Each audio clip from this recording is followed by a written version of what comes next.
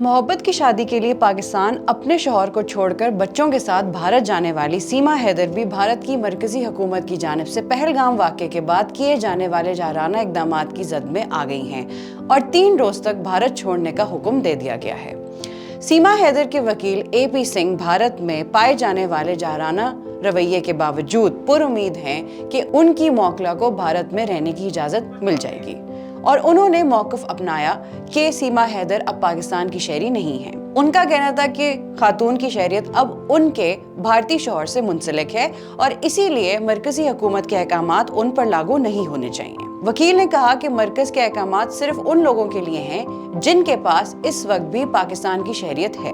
भारत की वज़ारत ख़ारजा ने कहा था कि भारत में इस वक्त मौजूद तमाम पाकिस्तानियों को वीज़े ख़त्म होने से कबल ही मुल्क छोड़ने की हिदायत जारी कर दी गई हैं। मज़ीद अपडेट्स के लिए देखते रहिए vnews.pk।